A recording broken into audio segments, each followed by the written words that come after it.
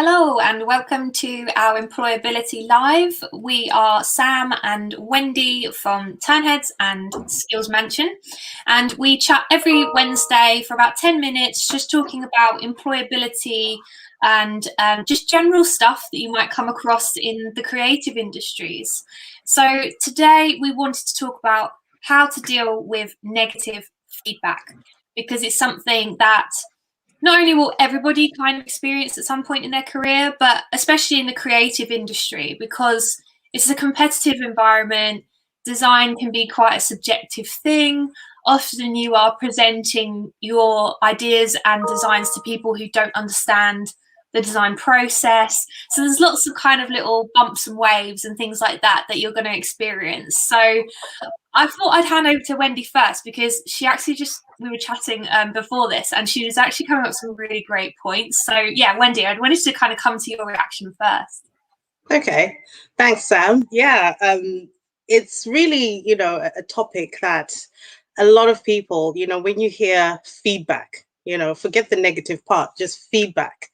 You get an email and someone says, oh, you've got some feedback, or someone wants to give you feedback. It's that moment of, oh, what are they going to say? Oh my gosh, what has happened? Or, I hope they're going to say this. I hope they're going to say that. Your stomach churns because a lot of people cannot or are not very good at receiving feedback. Let's leave the negative part, just feedback, because you don't know what to expect.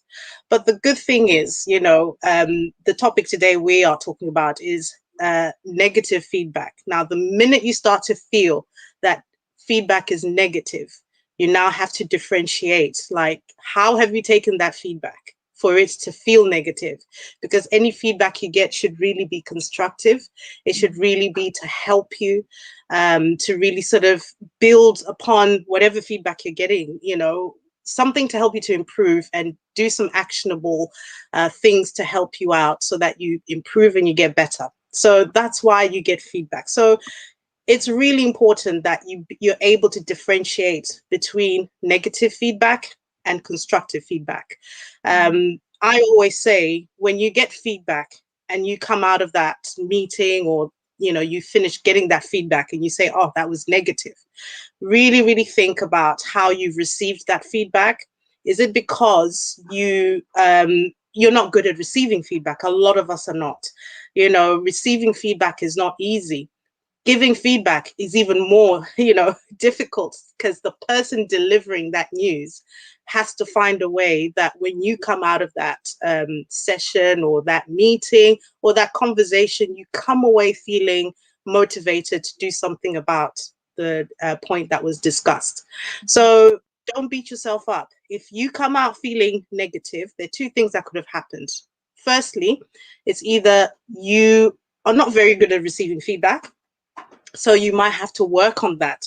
Pick out the things, the factual things that have been said in that particular discussion, and use those, and not take anything that made you feel, as if it was negative. Don't take that to heart too much, because what that will do is it will only demotivate you. So take the factual pieces that were spoken about and really consider those things. If it still feels, like it's still negative, go back to the person again at a later time, when you've calmed down, when you've sort of made a list of things that you didn't understand, or anything that made you feel really unclear and made it feel negative, because it should never be negative. Feedback should never be negative. So go back, ask the question again and say, look, I wasn't sure about what you said about this. What did you mean when you said this? And can you clarify what I need to do? What are my next steps? And most likely the person delivering that, the message, who had delivered it to you first, will have an opportunity to deliver it in a better way, and you'll have a better outcome. The second reason, or another reason why you would have really, felt that any feedback you received was negative, is probably because, as I stated just a little bit a while back, is that you would have actually been sat probably with someone who isn't very good at giving feedback. And it's not easy. Every one of us, as a manager, it's something that, you need to learn how to deliver messages that are not potentially very nice, but there are ways to make it constructive. So it might be that. So don't spend time moping about it. Just step away from the situation, pick out the important points. That's the most important thing, and work on that. And if you still are struggling and you feel that it is still negative, go back and ask again. There's no harm in that, because I don't think anyone means any harm when they give feedback. But that's my own sort of experience. I've seen and I've been on both ends, and I kind of know that feedback should always be something that will help you. So yeah, no stomach churning. No, I totally agree. Yeah, and I kind of concur with a lot of those points, to be honest. I went down and like wrote myself a little bullet point list on some things, kind of, yeah, just going through the action points, I guess, of how you can sort of process it. And yeah, the thing I wanted to kind of point out is that it does happen throughout your career. It's not something that only happens when you're just starting out.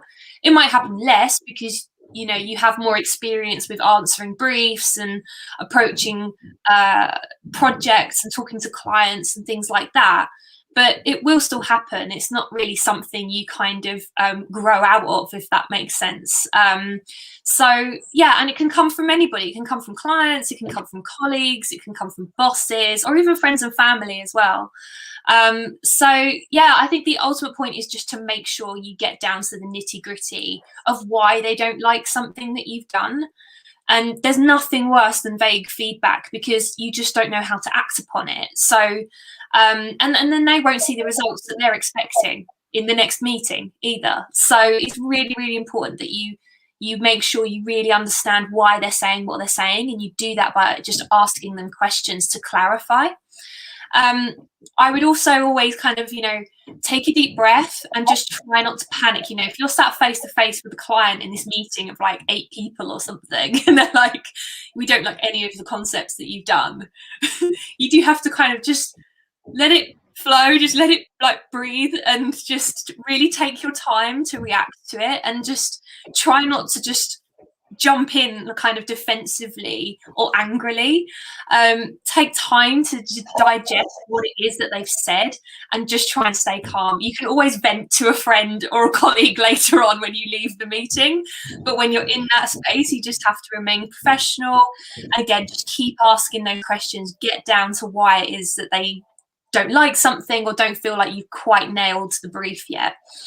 And get used to it. Get used to experiencing feedback, because again, design is very subjective, it's competitive, and every brief is different. So ask for feedback regularly as you're going along, as you're creating something, and just become comfortable with getting other people's opinion on what you're doing, because it just makes it easier for you not to take it as a personal attack every time.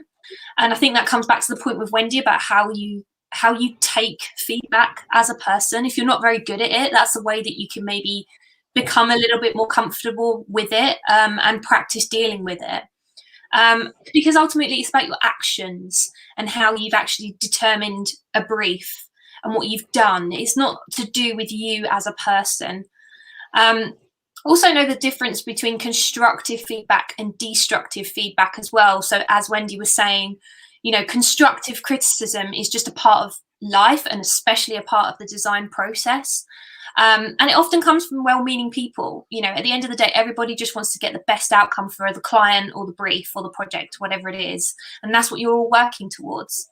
And yeah, destructive criticism is often when people don't provide a reason for why they've said that they don't like something or that it's not working, and it just leaves you at a bit of a dead end and not really knowing where to go.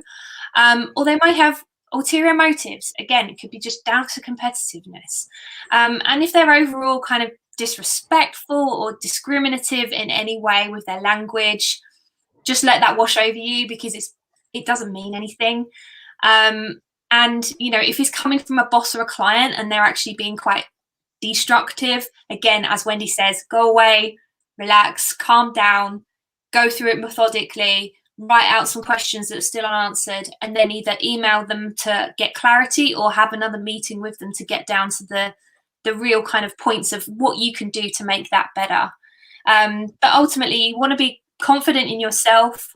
don't let one bad meeting or one bad day or week overshadow your whole career, because it is part of being in industry. Yeah, it's definitely it's one of the things in both life and in work, and as a creative, you're not going to miss that boat. Someone is going to give you feedback. You know, if it hasn't happened to you, the minute you put your work out, just understand that that's part of the process, and receiving that feedback, how you take it will only make you better. So feedback, always good. All depends on how you have digested it. Yeah, it's how you grow. It's how you grow as a person, as a creative. So yeah, embrace it, And always so, yeah, seek feedback. yes, yeah. Always seek feedback. We hope that's been helpful. Please do leave some comments below if you have anything to add, or you have any follow-up questions you want to ask us, and we will see you next week.